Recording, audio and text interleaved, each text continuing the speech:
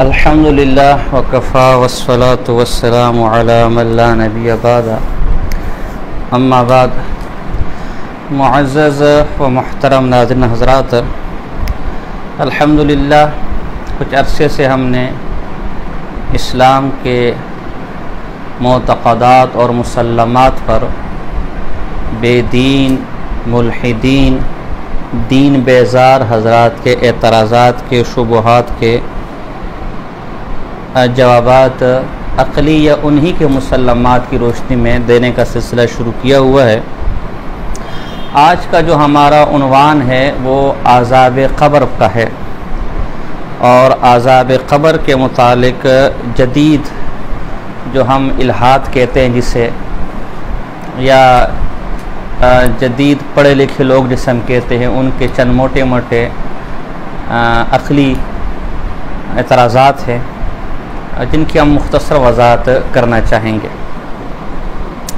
عذاب قبر پر بنیادی طور پر یہ اعتراض کیا جاتا ہے کہ مسلمان یہ کہتے ہیں کہ مردے کو جب قبر میں دفنایا جاتا ہے تو وہ اگر نیک ہو، مومن ہو، مسلمان ہو تو قبر تا حد نگاہ اس کے لیے کشادہ ہو جاتی ہے، جنت کے بسترے وہاں آ جاتے ہیں، جنت کی طرف سے کھڑکی کھول دی جاتی ہے، خوشبوئیں ہوتی ہے، اور جنت کی نعمتوں میں وہ تلذذ حاصل کرتا ہے جو مردہ ہوتا ہے۔ اور اگر وہ کافر ہو، بے دین ہو، فاسق ہو، جہنمی ہو تو قبر ایسی تنگ ہو جاتی ہے کہ ہڈیاں ایک دوسرے میں پیوستہ ہو جاتی ہیں، نیچے آگ کا بستر بچھا دیا جاتا ہے، طرح طرح کے عذاب اور سانپ بچھو اس پر مسلط ہو جاتے ہیں، چیختا چلاتا ہے۔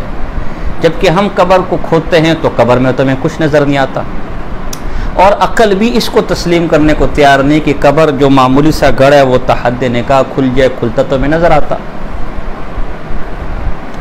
تو دو باتیں دراصل ہیں، یہ یاد رکھے کہ ملحدین یا دین بیزار حضرات کے اسلام کے نظریات پر جتنے بھی اعتراضات ہیں اس کی بنیادی وجہ دو چیزیں، اور اس کو حکیم الامت مولانا اشرف علی تھانوی صاحب رحمہ اللہ نے الانتباہات المفیدہ میں ڈسکس کیا ہے۔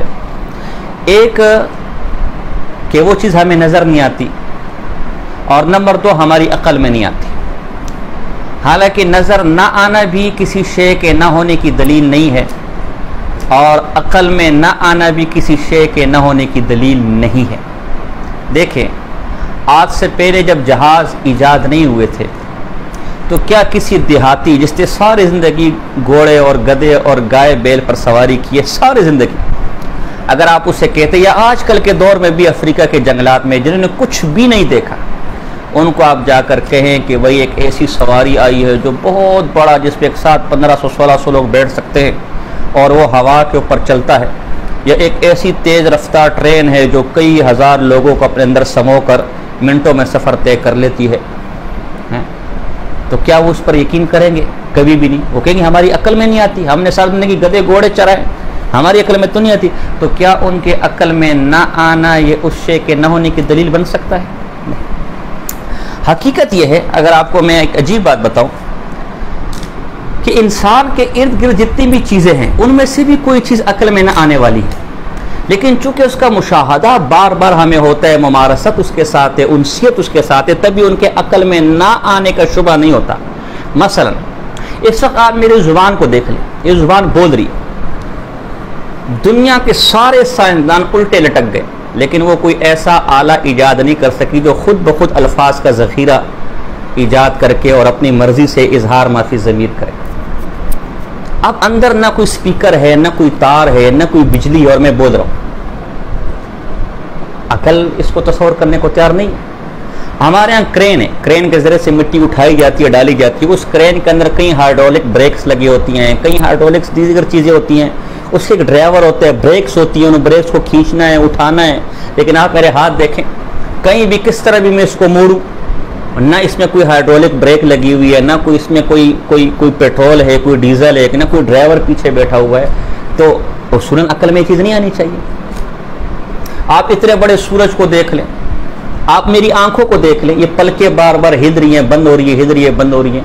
کوئی بھی لائٹ، کوئی بھی چیز لے لے جو بند اور کھلتی ہو، بغیر بجلی کے، بغیر لائٹ کے، نہ وہ بند ہو سکتی ہے، نہ کھل سکتی ہے، نہ وہ روشنی دے سکتی ہے، نہ وہ دیکھ سکتی ہے۔ یہ جو میں نے چشمہ پہنا ہوا ہے اس پر بھی اگر میں ایسا سسٹم لگاؤں کہ جو بند اور کھلتا ہو تو مجھے سیلز اور بیٹریز اور چارجنگ چاہیے. موبائل کھلتا بند ہوتا ہے اس کے اندر چارجنگ چاہیے ہوتی ہے، لیکن میری آنکھوں کے پلکیں جب سے پیدا ہوں کروڑوں دفعہ ہل چکی ہے اور کھل چکی ہے اور بند ہو چکی ہے. نہ کوئی بجلی ہے، نہ کوئی بٹن ہے، نہ کوئی چارجنگ ہے. کھانا پیٹ کے اندر جاتا ہے، وہ ڈائجسٹ ہوتا ہے، اس کے اچھے منرلز اور اچھی چیزیں ایک طرف چلی جاتی ہیں گردے کے اندر، بری چیزیں پخانہ بن کے نکل جاتی ہے. آپ ارد گرد دیکھیں، ان میں سے کوئی بھی شے عقل میں آنے والی ہے؟ لیکن کبھی اس پر آپ اپنے آپ کو دیکھیں، اپنی ایک ایک چیز کو دیکھیں، اپنے سننے کی طاقت کو دیکھیں، سونگنے کی طاقت کو دیکھیں، دماغ کی کارکردگی کو دیکھیں. اچھے سے اچھا مشین آپ لے لیں، بغیر بجلی کے اس کو آپ چلا کر دکھا دیں، لیکن یہ دل جب سے پیدا ہوئے پمپنگ کر رہے، سینکڑوں دفعہ پمپنگ کر چکا ہے، اور اب تک اگر ہم حساب لگائیں سینکڑوں بلڈنگ اور سینکڑوں منزلوں تک یہ پمپنگ کر چکا ہوگا. عقل میں آنے والی نہیں. لیکن یہاں یہ شبہات اس لیے پیدا نہیں ہوتے کہ ان چیزوں کو آپ بار بار دیکھ رہے ہیں، تبھی یہ آپ کی عقل میں سمو گئی ہے. اور چونکہ آخرت کے احوال ہم نے دیکھے نہیں ہیں، وہ اس سے کم تعجب خیز ہے. ایک پتلی رسی ہے، ایک رسی ہے، اس رسی پر ایک بندہ چل رہا ہے. عقل میں تو آنے والی بات یہ بھی نہیں نا کہ ایک پتلی رسی اتنی اونچی لٹکا کر اس پر ایک آدمی ڈنڈا پکڑ کے چل رہا ہے. عقل میں تو آنے والی یہ بھی نہیں ہے. لیکن پل صراط کے بارے میں اگر ہم گفتگو کریں تو کہتے جی عقل میں نہیں آتی. تو چونکہ آخرت کے احوال ہماری نظروں سے اوجھل، تبھی ہمیں ان کے متعلق لگتا ہے کہ ہماری عقل میں آنے والی نہیں ہے. حالانکہ آپ کے ارد گرد جو چیزیں ہیں وہ بھی عقل میں نہ آنے والی ہے. تو لہذا عقل میں نہ آنا یہ اس شے کے نہ ہونے کی دلیل نہیں ہے. نمبر 2، نظر نہ آنا یہ بھی اس شے کے ہونے کی دلیل نہیں ہے. بعض اوقات آپ کو ایک شے اس لیے نظر نہیں آ رہی کہ اس شے کو دیکھنے کے لیے جو آلہ چاہیے، جو تھرمامیٹر چاہیے، جو میزان چاہیے وہ آپ کے پاس نہیں ہے. دیکھیں جراثیم ہمیں نظر نہیں آتے، تو کیا ہم جراثیم کے وجود کا انکار کر لیں؟ پانی کے اندر آپ فارمولا لگاتے ہیں H2O. اب میں اس کے اندر تلاش کروں کہ H2O کہاں ہے. H2 ہائیڈروجن 2% کا ہے، آکسیجن کہاں ہے، CO2 ہے. اب آپ CO2 تلاش کریں. ہم روزانہ خبرناموں میں سنتے ہیں کہ جی ہوا میں پانی کا تناسب اتنا ہے. اب میں کھڑا ہو کر جی پانی کی تو ٹینشن ہی نہیں ہے، ہمارے یہاں ہوا میں پانی اتنا ہوتا ہے تو چلو بھی ہوا سے پانی کھینچو. یا کہیں آپ بیٹھے آپ کو ہوا محسوس ہو رہی ہے، اس کے اندر پانی محسوس ہو رہا ہے کہ 60% تناسب ہے، 30%، 40%. گیس آپ دیکھیں، گیس نظر نہیں آتی. اب آپ کہ چونکہ مجھے گیس نظر نہیں آ رہی کہاں ہے، لہذا اس کو میں ہر چیز کے دیکھنے کا ایک پیمانہ ہے. ہوا کے اندر پانی کا تناسب آپ کو نظر نہیں آ رہا، لیکن اس کو دیکھنے کے لیے ایک پیمانہ ہے. جب اس پیمانے کو آپ استعمال کریں گے آپ کو نظر آئے گا. گیس آپ کو نظر نہیں آ رہی، لیکن گیس کو معلوم کرنے کے لیے اس کو تولنے کے ایک پیمانے ہے، اس پیمانے پر آپ رکھیں گے تو آپ کو گیس کا وجود نظر آئے گا. آپ کو پانی کا فارمولہ اس میں تیرتا ہوا نظر نہیں آ رہا، لیکن وہ آپ جب اس کو دیکھیں گے تو وہ فارمولہ آپ کو، وہ چیزیں، وہ مالیکولز آپ کو اس کے اندر نظر آئیں گے. اسی طرح جو میرے جسم میں اس وقت بھی میرے ہاتھوں پر سینکڑوں قسم کے جراثیم ہوں گے اور ایسی مخلوق ہوگی جو جاندار مخلوق ہے، جو مجھے نظر نہیں آ رہی، لیکن مائکروسکوپ جب میں اس پر لگاؤں گا تو وہ چیز مجھے نظر آئے گی. اسی طرح ہم کہتے ہیں کہ قبر کی زندگی یہ والی زندگی نہیں ہے، وہ برزخی زندگی ہے. وہ برزخی زندگی ہے. اس کو دیکھنے کے لیے برزخ والی آنکھ لگانی پڑے گی. آپ کو رات میں نظر نہیں آتا، لیکن بلی کو رات میں نظر آتا ہے. آپ کو رات میں دیکھنے کے لیے گوگلز، ایک خاص قسم کے چشمے لگانے پڑیں گے، تب آپ کو نظر آئے گا. اسی طرح ہم کہتے ہیں کہ قبر کی زندگی کو ہم یہ والی زندگی نہیں مانتے، ہم قبر کی زندگی کو برزخ کی زندگی مانتے ہیں. وہاں کے دیکھنے کے لیے برزخ والی آنکھ چاہیے، لہذا جو مرتا ہے وہ سب کچھ دیکھ رہا ہوتا ہے. جیسے اس آنکھ سے میں اپنے جسم پر موجود کئی جراثیم نہیں دیکھ سکتا، لیکن مائکروسکوپ جب میں لگاؤں گا تو مجھے وہ جراثیم چلتے ہوئے پدکتے ہوئے نظر آئیں گے. اسی طرح میں آپ کہتا ہوں برزخ کا مائکروسکوپ آپ لے کر آ جائے، دکھانے کو میں تیار.